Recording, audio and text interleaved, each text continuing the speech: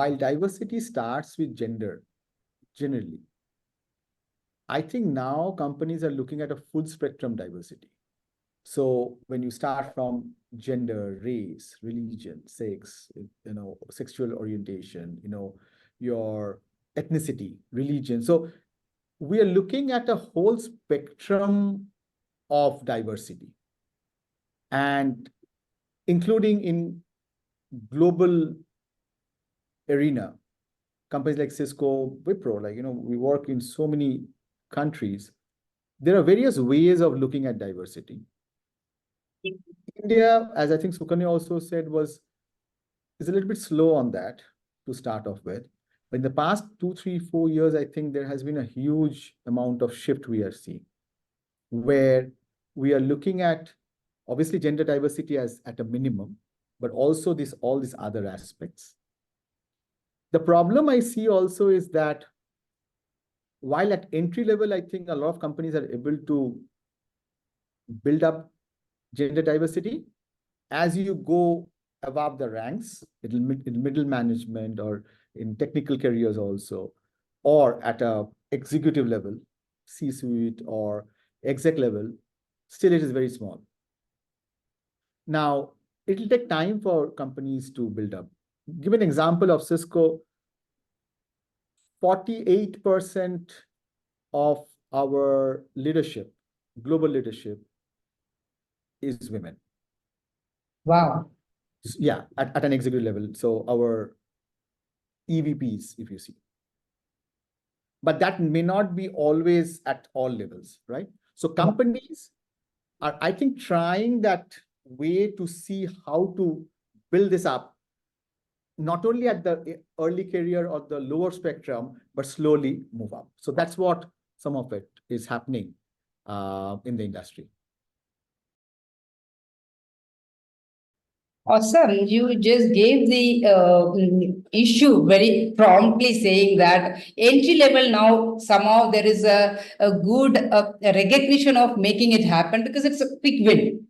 Because skill is also at a very entry level, easy to just reskill and bring them. But as you rightly said, mid and the top is the challenge place where we are moving around. Of course, the Western countries have just moved faster and we are catching up. That's other input you have given. But again, knowing our landscape of India is a huge population, what we are talking about. And also it is predominantly with our counterparts where we are just surrounded with that. Now, the question before I go to Sukanya, just to ask, how do we strengthen our male allies to make that happen? Yeah, so I think I keep telling my team also that first of all, you have to forget about, go beyond this talk about, gender. Women today is empowered to do whatever they want to do. If you continue to be in that world that, oh, I am inferior, I cannot do this, you have to have your belief in you that you are equal, not only equal, you are actually better. Correct? Yeah. So there's one thing called mindset and some DNA of companies and things like that, right? And the nature of work also. Leaving that aside, I have a daughter, and I keep telling her, she's a college-going daughter, lady, hardly listens to me. But whenever I get some time, I obviously tell her something, thinking that she will pick up. And I say, what you want to do is just like, you have to decide. Nobody else is not going to decide. Correct? And the world is yours. Only thing is you have to have a self-belief that you can do all of it, right? And then start growing into it. So in my opinion, women who are coming back to work or continue to do work, leave aside that idea and the thought that, oh, I have to do double the work or double the thing to kind of match to my male colleague. No. It's not like that, right? So, but the self-belief is something which is very, very core to being successful. Apart from all the technical knowledge or the functional knowledge, those things will be there. But your self-belief, your confidence in yourself, your vision, you're thinking that, okay, I can do this and I will do this. has to be there, and that has to be imbibed. And that if people understand, I think the world is theirs, like nothing else is going to stop them. Awesome. Great. Could either do some structured or have unstructured interventions. It's really varies. But like obviously, like Nilashis said, I think the we need to build a culture and idea that it's the merit of the role and it's the merit of the the person that we need to look at before we look at in terms of any other aspect. So like I said, I think one is that we inculcate in the culture. So, your thought process and everything is gender agnostic, right? And then you could also have some interventions driven across in the organization where you say that, you have those mentorship or sponsorship concepts that you drive. So by design, you encourage sponsorship, right? So when leaders end up being sponsors for colleagues, etc., who are trying to grow, or let's say that if there is feedback to say that women don't network, or let's say that the research says that, right? So then you build instances or scenarios that help build those connects, right, which automatically brings out those allies in the system, right? Yes. And I wouldn't say that it's only male allies, it could also be a woman ally. It's anybody who helps in your journey, right? We just need to enable those systems to make sure that growth happens. And we need to believe in merit and create a culture which is beyond, any bias. True, true, true. That is absolutely fine. Yeah. From break, let me talk. And I think you can talk better actually, because you are a partner. Now, a few years back, when this program was set up, we were trying to find out how do you have a sustainable path to kind of attract women back to work at various levels, various type of work. Now we had, I think, a couple of options. One option is, okay, sometimes I see some companies saying, okay, now we have opened up 100 positions for variety of staying. We are requesting women who has taken a break of 6 months to 2 years, 3 years can come back, like one drive. We were thinking that, is that something we would like to do, or we would like to have a sustainable kind of a thing, like where continuously that process is going to go. Also not making very, very obvious that, hey, we are making a specific drive, which will have a very small period of time where we will call out this. That's when we came to you saying that, hey, we would give you a seat at the table, saying that we would give you, we'll publish you all requisitions, whatever we have, and then see whether you can go to the market and you have talent who would like to come back to work, but we will also give. So in essence, what we are trying to say is that we were not trying to demarcate anything specific.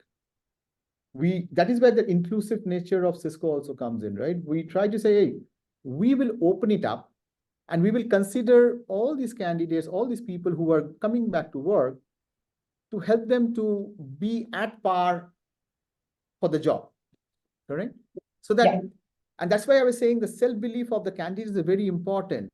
You shouldn't think that, okay, I was not there for 6 months. I'll tell you a story, right? So I have a person in my team, and she went on a maternity leave for 6 months, and then a little bit, I think 1 or 2 months, because she wanted a little bit more time with the child and all. Now, when she came back, I was amazed that, she was not like the way she used to be, right? 6, 9 months back. And first few days I was observing her and saying, what has happened to this person? Then I had a talk with her. So she said, oh, Nilashis, it seemed that I have missed out a lot in the last 6 months, 7, 8 months she was not there. I said, yes, things are moving fast. But don't think that, you have suddenly gone behind in time and your career just because you give childbirth. First of all, you have to be very happy that you're a mother now, right? You have given childbirth, enjoy that time, but you have to get yourself back up to speed. Yes, 6 months have gone, things may have changed a little bit in the workplace. We have moved on a few things, but you have to have the belief that you are there, and everybody is inviting you. It's not that somebody's saying, "Oh, you were not there for 6 months, so we have forgotten you," right? So companies like Cisco, not only we are creating programs like where we are opening up requisitions, not only specifically for people who wants to come back, but everything, the whole spectrum. But also things like in Cisco, slowly we are moving to a more conscious culture and an inclusive culture. It is very, very important. We can be very high in diversity, but if it is not inclusive, it is not helpful for a company.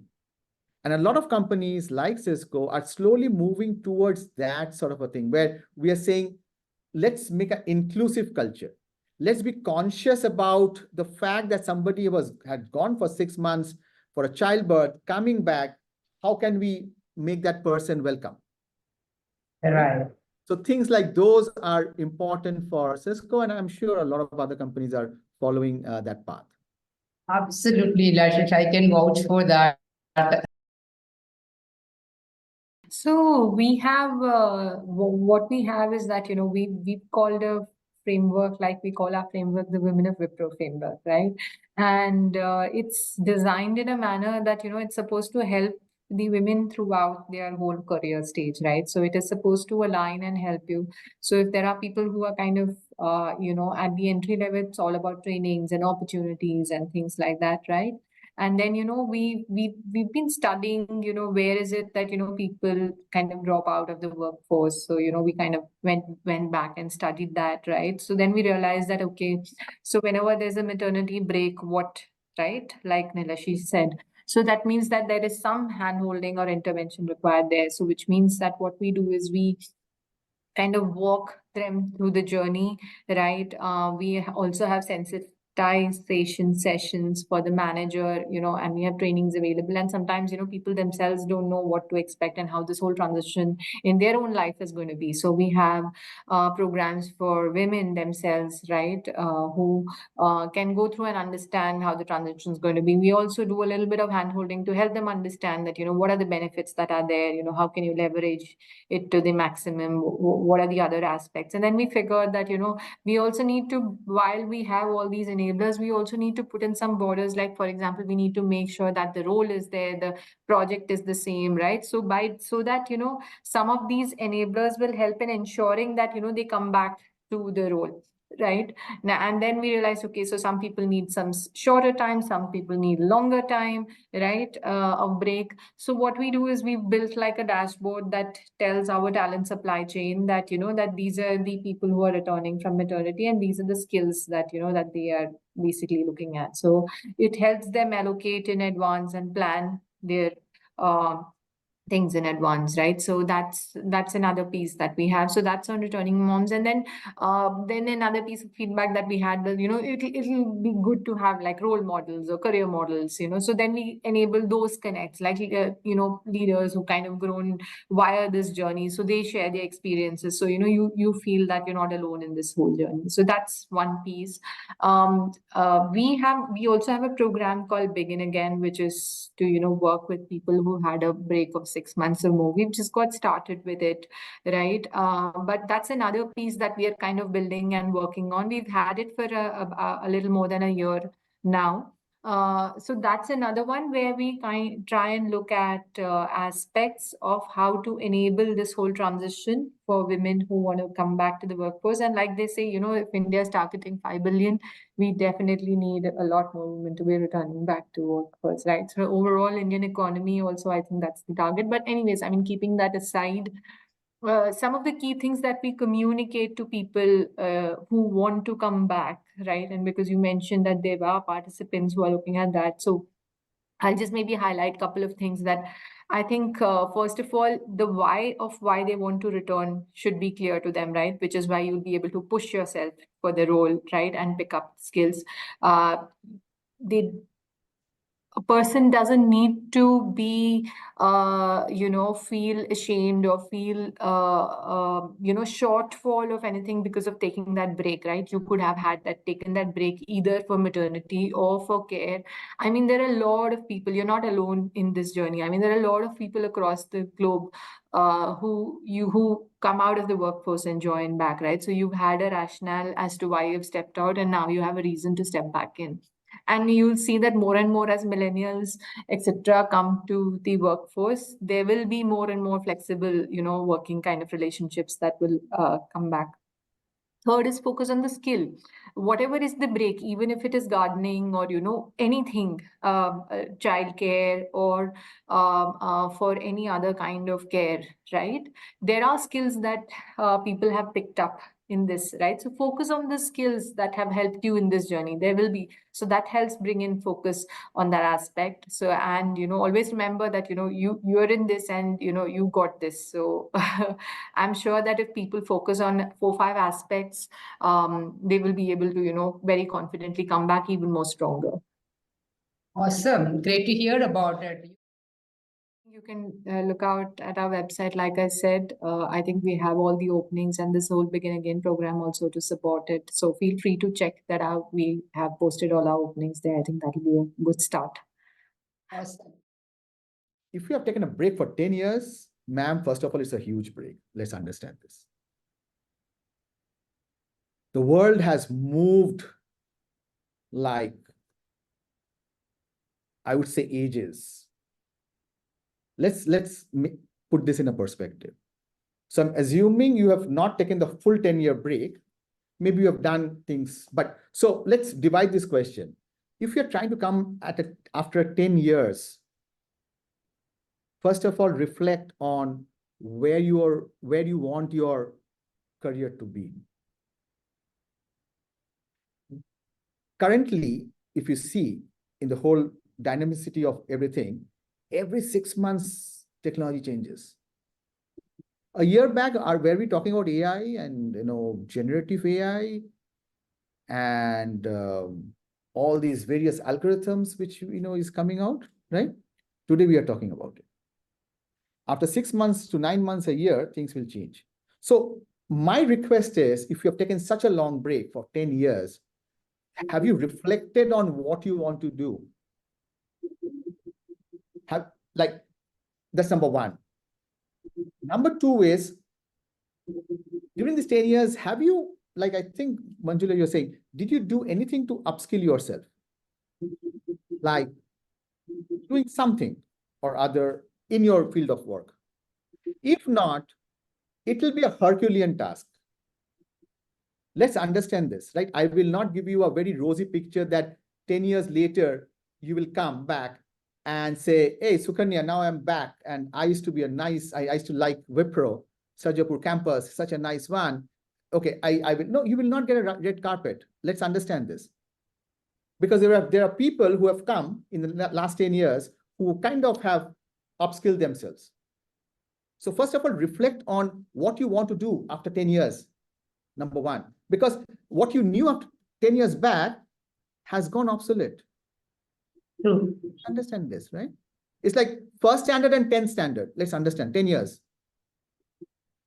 When we go to 10th standard, do you even remember what we did in first standard? Most of the times, no. Correct? Things have changed, right? So reflect that. Understand. Second is network. Like this sort of a thing. And like, what are the new trends? And how much gap you have between what you know, what you knew 10 years back, and what is required. So understand the gap. And that gap you'll understand by networking, right? Organizations like yours, Manjula, does a very good job of trying to educate people, trying to tell people. It's not easy for Wipro or a Cisco to go to the world because we have a very small reach. You have a much larger reach of this sort of people who are trying to come back. So reflect it. Get some good mentors. That's also very important. Like who can guide you that, hey, okay, you learned that thing, you have taken some 3-4 years break. This is where it is. Some coach or some mentor in the industry would be really helpful. people like Sukanya, right? I mean, who's in HR, who's looking at all of it, right? She will not guarantee you a job, by the way. She cannot guarantee a job, but she can give you some insights of where, perhaps. So there is no silver bullet. Let's understand this. Nobody in the world can say, okay, how will I come back? There are avenues to come back, but reflect, make sure you are clear on what your goals are, upskill yourself, get some networking done, and finally get some mentorship to guide you towards the right path. So that would be my long answer to your short question. What is Cisco I think doing? a lot of it, Nilashis, I think Manjula can herself take care. True, true. Absolutely. Correct. Now, Yeah. what is Cisco doing? Again, as I said, I mean, there's nothing specific that Cisco would say that, oh, I'm going to do all of it, right? We are open to, like, as I said, gender diversity, bringing back to people, but we have to understand a technology company like Cisco, the technology moves so fast. At the end of the day, you have to have people with the right skills at the right place. Let's understand this, right? I mean, let's appreciate the fact that we cannot just make that things happen, right? But we have avenues. One avenue is through your organization, we are opening it up. And I can assure you from Cisco that if there is a person with the right skill, doesn't matter whether the person is coming back to work after 1 year, 2 years, 3 years. I have taken people. I mean, I see a gap in the resume or profile when I'm interviewing. I ask, so what is it? And they would have various people. It's not only women. Men also sometimes take a break, right? Nowadays, there's a lot of term, right? So they say sabbatical and this and that, whatever, right? Beyond that, I don't think anybody asks that question in Cisco that, okay, I mean, you have some personal reasons, medical reasons, old age parents, like, a lot of different types. But as long as you fit into the role, or we think that, you could deliver it, I don't think there's no stopping. And companies like Cisco are very, very open to invite any sort of people or give the chance for any of variety of people to come and work. Awesome. Like us, where we can just take it to a different organization to make it happen. Absolutely fine. But as Sukanya was saying that our organization is something where we also wanted to just, I know 10 years, 14 years is a break, but then the way we just tell them is break is just a number. Don't worry about it. Yeah, absolutely right. The more you thinking about those numbers, etc., your mind is only on those numbers. Absolutely. Your mind is not, okay, how do I upskill? What is required and where I want to go? So my earnest request is that think about those, forget that number. I think you will be much better placed. Absolutely, you're right. Sure. So I think, first of all, it's important to be clear in terms of what you want, right? Like I've heard very senior leaders also say things like, because in the position that they are in, would they really aspire to be a CEO, right? Maybe no, right? They want to maybe, look after a larger unit and maybe, balance other aspects of life and things like that, right? So it's a very personal journey. So one is that I don't think anymore it's the road is straight, right? It is going to be a very winding kind of a road, but as long as you know your north, I think that is good, right? But if there is aspiration, I think clearly we should break it down like we do break down for any other role. Like what does it mean in terms of skill? What does it mean in terms of experience? What are the experiences that you need to pick up? What are the opportunities around? And then after that, comes networking and other things. But I would say that I think first we need to logically break it down in terms of what is the exact roadmap in terms of skill fitment and experience fitment to be able to move to the next level, after which I think you can pick your networking and other opportunities that come into, look forward. Yeah, that's my 2 cents. Perfect. Anything you would like to add, Nilashis, on top of it, or good to go? Oh, I think Sukanya has hit the nail, right? So again, I would say, just because you're a woman, I think it will not be that, oh, you get all these opportunities. Opportunities would be there. Like we said, right? Let's take from the basics, right? Companies are promoting diversity. Companies are promoting inclusion. Let's understand this, right? So that's number one. Are there opportunities? I don't think there are, I don't remember any company saying this requisition is only for women. This job description is only for, like, what is a job description only for women or only for male? I don't think so. Is there a bias? That from a company perspective, obviously, leadership is looking at, right? I will not be naive saying that there is no bias, but it has changed significantly in the last few years. And I give you example of Cisco, right? Where we have like 45+% of the executive leadership reporting into Chuck Robbins, right? At the highest level, women. At one point in time, not now, I had 3 layers of my bosses to the EVP who were all women. Okay, I do not know whether it was good or bad for me, right? How did you feel about that? Huh? Sorry, what was that? How did you feel about it, having all the hierarchy with the women bosses to work? How did you It feel? was actually, it was good. I mean, there was no difference, perhaps, right? I mean, I didn't find it like, okay, but I had male bosses and female bosses also, right, in my career, right? And I don't see from a behavioral or from a like a interactions, it was any different.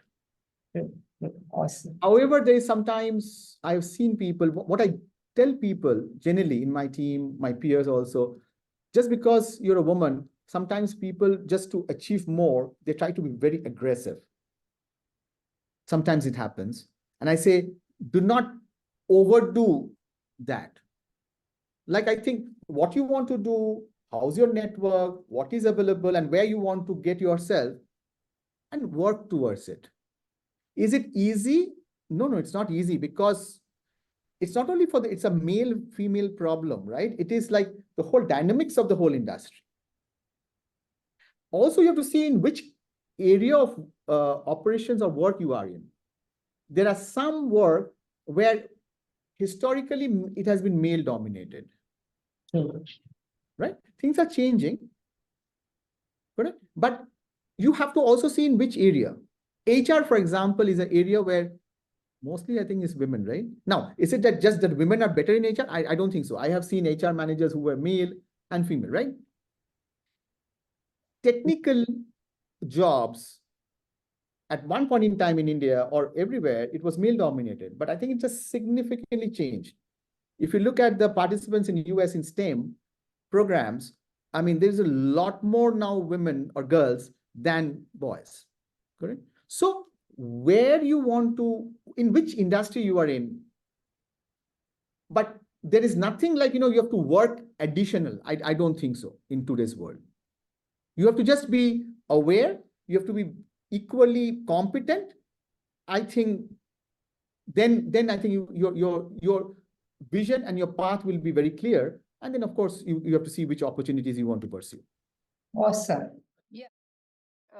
See, one is we need to understand that globally, if you were to look at some norms, like pay equity is a point, right? That's coming up and that's mushrooming as a compliance requirement, pay equity, pay transparency, while not so much in India, right?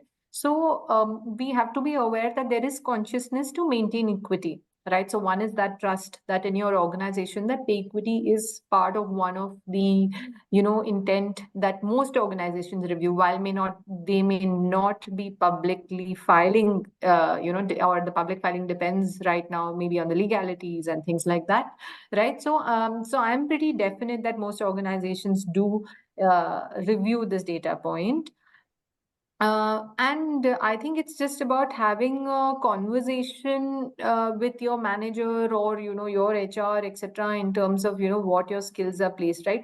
Now, you may have a notion of where you fit in, right? Because we all need to understand that market operates in a range, right?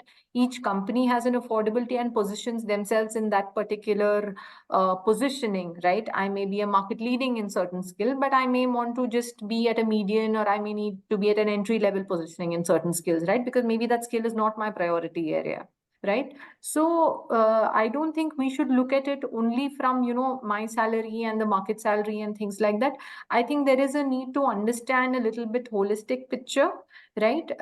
In terms of, what is the compositioning, in the market, what is it typically that the organization wants to position themselves at in that particular skill range, etc. And then it's about having the conversation to be able to share, if you genuinely feel there's a gap. I don't think that there is a need to shy away from the discussion, right? I think it'll only be, but we should also be accepting of the data points that come our way, right? Right. And so that's, I think, largely what it is. I think otherwise we will have to wait for some of the transparency laws to reach India also. If we need to use that to do the discussion. Over to you, Nilashis. Like Cisco, we promote what we call it as total benefits. Okay. Compensation is just one part of it. Mhm. Important part, by the way. I'm not saying all of us are doing a work and we would expect a salary, right? But in my opinion, building on what Sukanya was saying, look at all the different parts of a total benefits. Like, what's the work-life balance the company gives? What's the flexibility company gives? Including, like in Bangalore, for example, we have fleet services, huge. Yesterday, I was in an HR conference and we were talking about that. The flexibility work, I mean, especially post-pandemic, the whole hybrid, kind of a thing. Other kind of recognitions we have. So you do not be siloed and myopic in your vision that, oh, only salary. I have had huge amount of colleagues who has left a job because of a higher salary. And trust me, within 6 months, they were finding another job. From Cisco or from other companies also. Yeah. And when I met them and when I met them and asked them that why, that time the compensation was very, very important for them. That was like they say, grass is always greener on the other side. But when they went there, they just hated the culture of the company. They were saying the workplace is very toxic. They found it very difficult to the extent within 6 months, they were trying to find another job. Mhm. And they were not getting that job. Why? Because they have out-marketed themselves on the price point. It happens. So don't out-market, don't outprice yourself in the market. But as Sukanya says, there's always a band, there's always all of these things. Be aware of it. Make sure of the total benefits which the company is giving. If you consider all of it and say that, oh, the work I'm doing, the experience I bring, the expertise I bring, I think I should ask for a raise or I should be at a higher pay grade, do talk. One last thing I would like to, do not try to always compare yourself with your immediate peers. That's the worst thing you can do. And that's the worst discussion with your manager. Like if Sukanya and I am peers and I say, oh, Sukanya is for some reason, and she told me, oh, I'm getting 100 rupees, and I'm saying, okay, I get 80 rupees or 90 rupees. I say, oh my God, how come Sukanya is getting more? And we are doing the same thing, or maybe I'm doing more. The next day I go to Manjula in the morning and say, hey, Manjula, what is this? What, we are doing the same thing. I am doing more than Sukanya. That's the last discussion. I mean, I would say that that's not a very positive way of thinking. Look at but don't be naive that, okay, I'm not looking at the market or anything else. Look at the total benefits. Look at where you are. Look at the overall work which you were doing, everything. And then at the end of the day, as Sukanya, I think, mentioned that if you think there is a salary discussion, go ahead and do it. Worst case, what will happen? Manager says, no. Yeah, that's all. Right. Or manager saying, okay, I understand your point. We will look at it, right? And we'll see, right? Yeah. If there's a market adjustment required. Yeah. but don't be reactive to it and go it, right? Look at all the aspects and then have the discussion. That would be my submission to you folks. Absolutely amazing.